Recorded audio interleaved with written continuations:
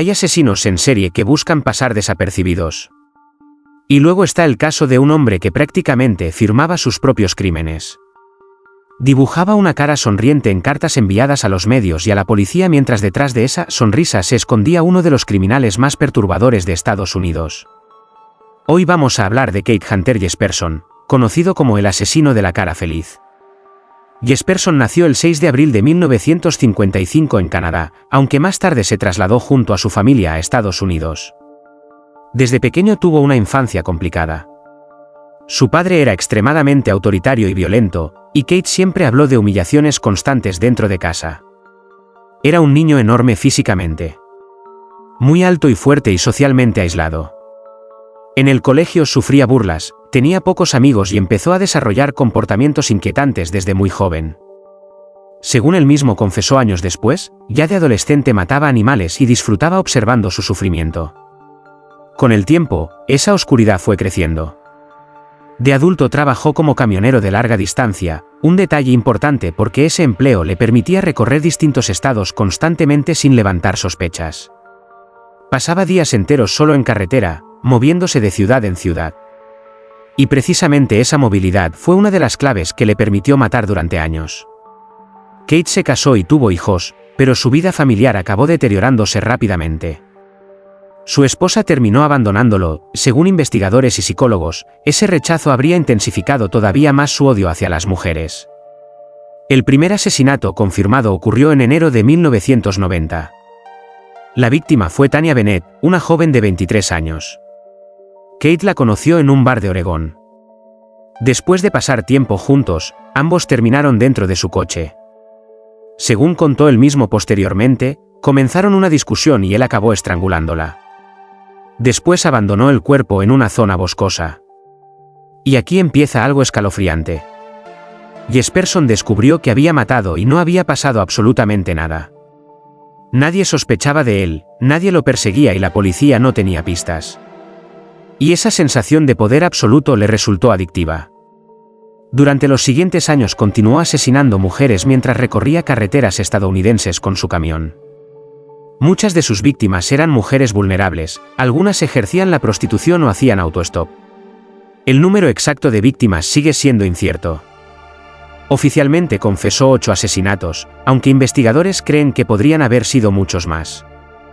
El problema es que Keith disfrutaba manipulando la información. A veces exageraba, otras omitía detalles y en ocasiones parecía alimentar el misterio simplemente para mantener la atención sobre él. Pero algo ocurrió tras el asesinato de Tanya Bennett que cambió completamente el caso. 2 personas inocentes fueron detenidas y condenadas por ese crimen. Cuando Keith vio las noticias sintió algo inesperado, rabia. No porque sintiera remordimientos ni porque le importara la víctima. Lo que le molestaba era que otros se llevaran el mérito de su asesinato. Y ahí aparece la famosa cara feliz. Jesperson empezó a enviar cartas anónimas a periódicos y autoridades confesando el crimen. Firmaba los mensajes con dibujos de caras sonrientes, una especie de firma macabra que terminaría dándole su apodo. En una de las cartas escribió detalles que solo el asesino podía conocer.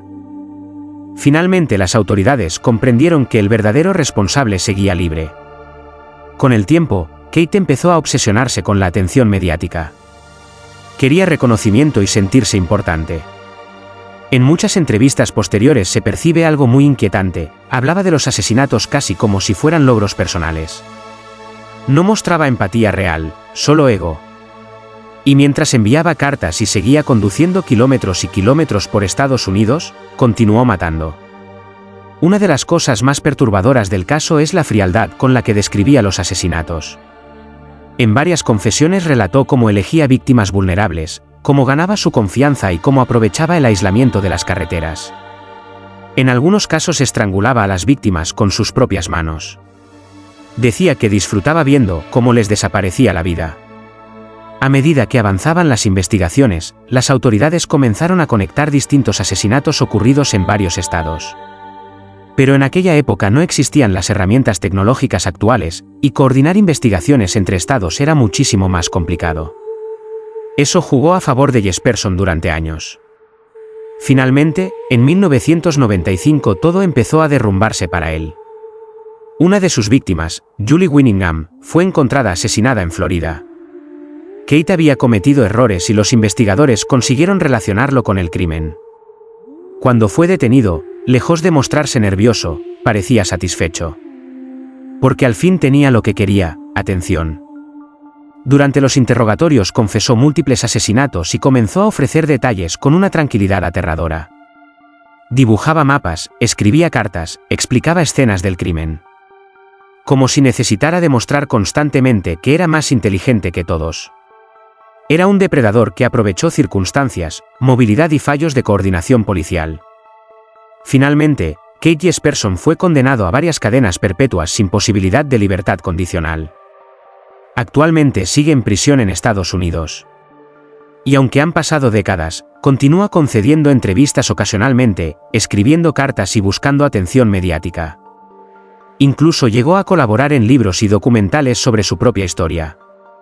Porque esa necesidad de protagonismo nunca desapareció. Y quizá esa sea una de las cosas más inquietantes de este caso. Muchos asesinos intentan esconderse y él quería ser visto. Quería que supieran su nombre. Quería que recordaran su firma. Pero detrás de la famosa cara sonriente no había nada carismático ni fascinante. Solo un hombre profundamente violento, manipulador y obsesionado consigo mismo que destruyó múltiples vidas por puro ego y sadismo. Kate Jesperson sigue en prisión. Probablemente satisfecho de que décadas después todavía estemos hablando de él. La diferencia es que hoy no recordamos su nombre por la cara feliz. Lo recordamos por el horror que dejó detrás.